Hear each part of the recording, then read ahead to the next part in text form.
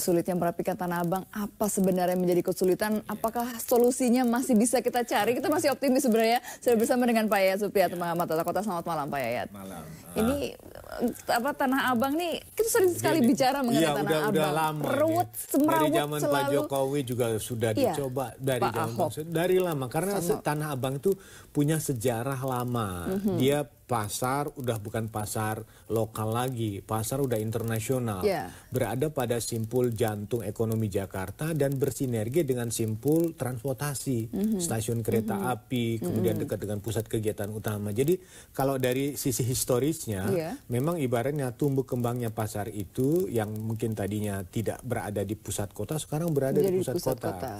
Dan karena kedudukannya sebagai pasar yang punya skala sampai internasional, dia menjadi jantungnya distribusi semua pasar-pasar lain di tempat lain. Jadi otomatis pasti orangnya banyak, bangkitannya banyak, sementara ruangnya terbatas. Jadi ruang yang terbatas inilah menjadi gula bagi parkir menarik, karena orang datang ke sana nggak ada yang jarang yang mau naik umum lah misalnya. Naik umum ya, karena mereka membawa banyak barang biasanya. Nah, ini menempatkan parkir, pasti semua jadi bisnis. Kemudian ruang trotoarnya sekarang dilebarin, makin lebih nyaman lagi. Buat pedagang kaki lima terutama gitu. Nah, jadi ini bisa dikatakan struktur kuasa atas nama aturan berhadapan dengan struktur ekonomi atas nama lapangan pekerjaan. Jadi pertanyaannya mengapa mereka tertarik di situ? Karena sekali lagi di situ menjadi pusat kegiatan ekonomi khususnya pada sektor informal. Magnetnya itu luar biasa. Kan pertanyaannya mengapa tidak Tanah Abang lain? Mengapa bukan di lokasi pasar? Karena memang sekali lagi daya tarik, potensi ekonomi, potensi pasar itu menjadi kekuatan. Nah, yang menjadi tantangannya adalah bagi sektor informal ini, kita kan belum tahu ada nggak pendataan berapa jumlah pedagang yang ada di situ. Nah, kalau di dalam tata ruang itu suka ada namanya zonasi. Misalnya untuk PKL ada zonasi merah. Merah itu artinya sama sekali tidak boleh ada PKL. Ada zonasi warna kuning. Kuning itu misalnya jamnya. Sama hijau itu artinya boleh. Nah, jadi di sini pengaturannya kalau begini terus kan susah. Apakah bisa diatur dengan jam-jaman? Tapi biasanya kalau jam-jaman agak susah karena pemantauannya. Nah, yang kedua, yang hal lain juga diperhatikan bagaimana kelembagaan pengelolaannya. Karena terus terang saja, orang berani berdagang pasti ada backingnya. Siapa sebetulnya? Nah, disinilah karena beberapa PK juga mungkin mengatakan bayar retribusi dan segala macam. Betul. Jadi ada retribusi yang formal, ada dalam yang konteks katakanlah pungutan dan sebagainya. Jadi pertanyaan yang paling menarik adalah mengapa Tanah Abang terus-menerus seperti ini? Karena satu lagi, saya pernah sempat tertib sedikit gitu ya, tapi habis itu tidak bertahan lama juga. Karena sekali lagi saya mengatakan, dia menggabungkan simpul pasar dengan simpul angkutan. Jadi kalau kita melihat angkutan-angkutan umum, semua masuk ke situ. Nah, yang kedua ada kereta api. Kemudian juga berdekatan dengan aktivitas ekonomi yang lain yang ada. Ada permukimannya. Jadi betul-betul sebetulnya kawasan itu menjadi kawasan yang betul-betul punya daya tarik yang besar. One stop gitu One stop. Pasar mau shopping, mau semua ada di Tanah Abang itu. Jadi memang kedudukan Tanah Abang ini sangat istimewa. Apalagi bagi kelompok informal. Kita ketahui bahwa jangan-jangan juga ada mata rantai antara PKL-nya dengan para pemilik toko pedagang besar. Jadi mereka menjadi retailnya atau menjadi perpanjangan. Jadi tidak perlu masuk ke dalam mungkin harus antri atau berdesakan. Ada PKL yang di depan yang menjual barang-barang yang ada di dalam. Satu hal lagi juga dari barangnya kan barang-barang yang dianggap cepat laku, lebih murah, grosiran dan cepat. Jadi bagi masyarakat menengah bawah yang tidak terbiasa masuk toko, ya kan, orang masuk toko kadang-kadang wah ditanyain macam-macam, segala macam, mampu harganya gitu. Itu segmen yang menarik karena itulah siapapun di Jakarta ini selalu berpikir kalau mau beli barang yang banyak, jumlahnya yang ini, harganya terjangkau, Tanah Abang. Nah, seharusnya kita mampukah merelokasi pedagang ini ke tempat-tempat lain, minimal ada Tanah Abang 1, 2, 3 yang mudah diakses juga dengan transportasi gitu. Baik, tadi kan Pak Yayat juga menyinggung bahwa ada kemungkinan gitu, ada kecurigaan bahwa para PKL yang di liar ini begitu adalah perpanjangan tangan dari memang sebenarnya pernah melakukan sedikit penelitian kecil gitu, pernah bertanya-tanya kepada para PKL? Contohnya kan, ada kasus dulu Blok G. Blok G kan ingin didorong masuk ke atas. Dulu sama Pak Jokowi dikasih hadiah, dikasih hiburan, dikasih tangga, tapi sepi. Nah sekarang yang menjadi masalah, maukah sebagian pembelinya? Ini pembelinya juga harusnya dirazia juga ya kan, diingatkan. Karena cari gampangnya ya, cari gampangnya. Jadi kalau misalnya ada juga ketentuan yang mengatur bahwa dilarang melakukan transaksi di sepanjang zona trotoar yang ini, otomatis pembeli pun juga bisa harus kena sanksi dong.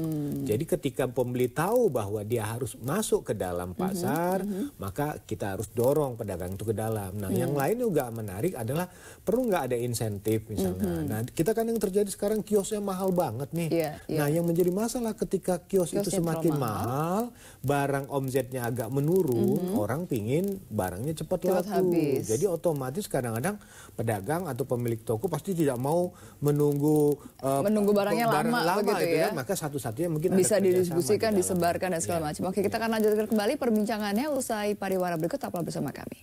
Bisa Wakil Gubernur DKI Jakarta bersama Satpol PP DKI Jakarta dan Wali Kota Jakarta Pusat membahas masalah PKL di trotoar Pasar Tanah Abang. Pemprov DKI akan mengkaji masalah PKL Tanah Abang untuk mencari solusi terbaik.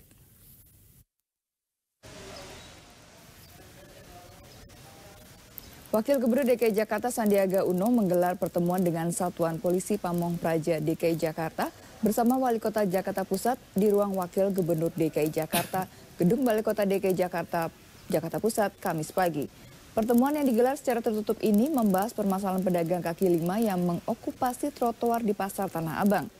Usai pertemuan, Wakil Ketua Satpol PP DKI Jakarta Hidayatullah dan Wali Kota Jakarta Pusat Mangara Pardede menyatakan masih dalam kajian. Pak Wali Kota bicara, dikaji, lagi dikaji kita. Siapa aja Pak yang dikaji Pak? Ya tentang perdagangan nanti bagaimana sistemnya lagi persoalan. Kita lagi susun, lagi merapatkan kembali minggu-minggu ini. Pak, tadi rumahnya bakal orang nggak sih Pak untuk? Enggak, lagi dikaji, enggak kurang, cukup. Ya lagi dikaji, itu aja. Ya nanti nggak ada penting lagi dikaji.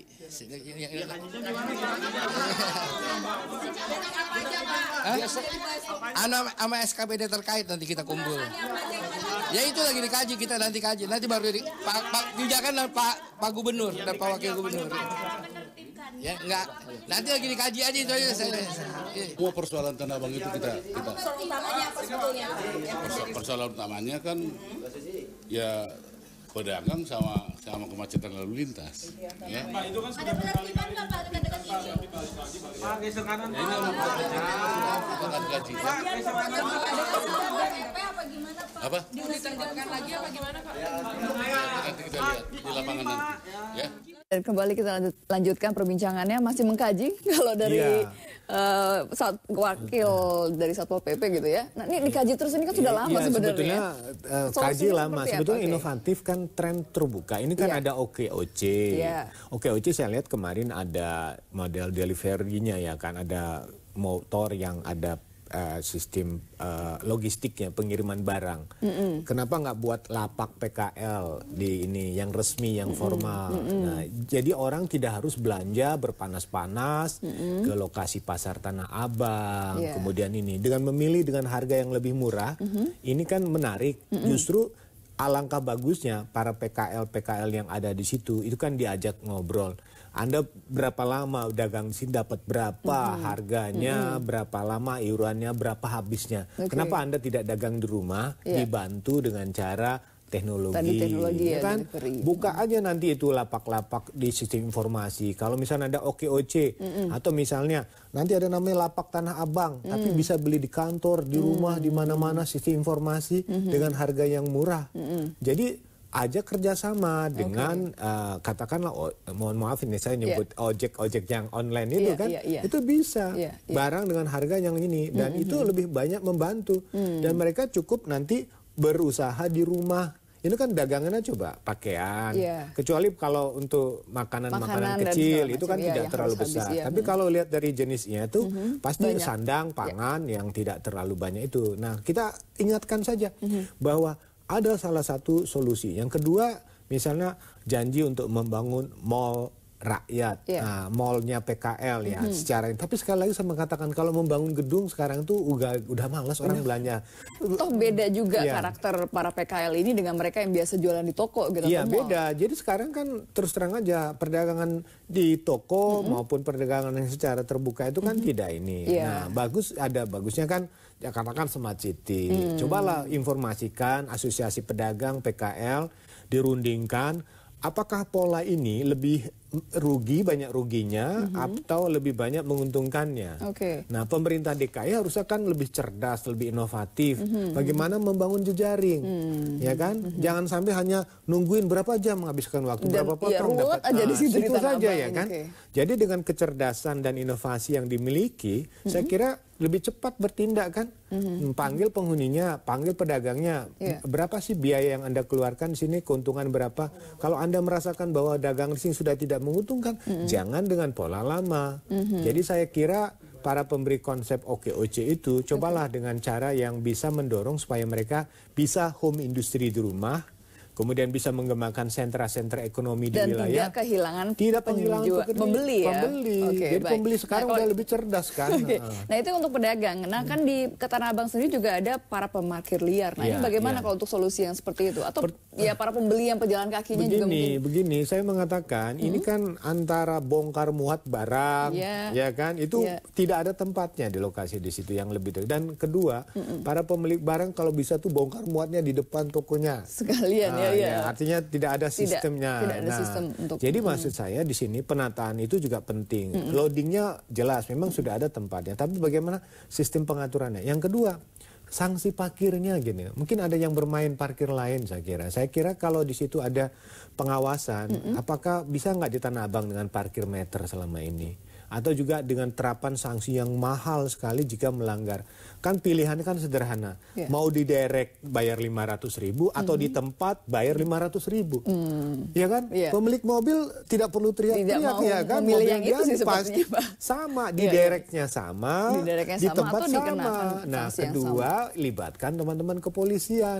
Jadi kita tidak buat cerita sedih aja. Pertengkaran seakan-akan kita tidak membangun kesadaran secara kultural. Jadi pro terhadap rakyat kecil. Jadi kan kita beli alat, tahu beli alat ini mungkin dapat omzet lah pemerintah ya dari dari denda-denda itu. Tapi kan ada bagusnya juga, kasih sanksi aja. Anda parkir liar 1 juta, Anda parkir liar 500.000. 500.000 di situ sama dengan ongkos derek ya kan? Ada ini kena tilang, minta polisi. Jadi Disub kerjasama dengan pihak kepolisian atau suatu saat perlukah peraturan daerah yang memberikan kewenangan kepada Disub, tidak perlu beli alat besar, tapi diberikan kewenangan untuk menjatuhkan sanksi. Nah, diskresi ini dibutuhkan. Jadi tidak perlu ada cerita, mohon maaf nih ya, nomor sekian difoto, plak, ya kan?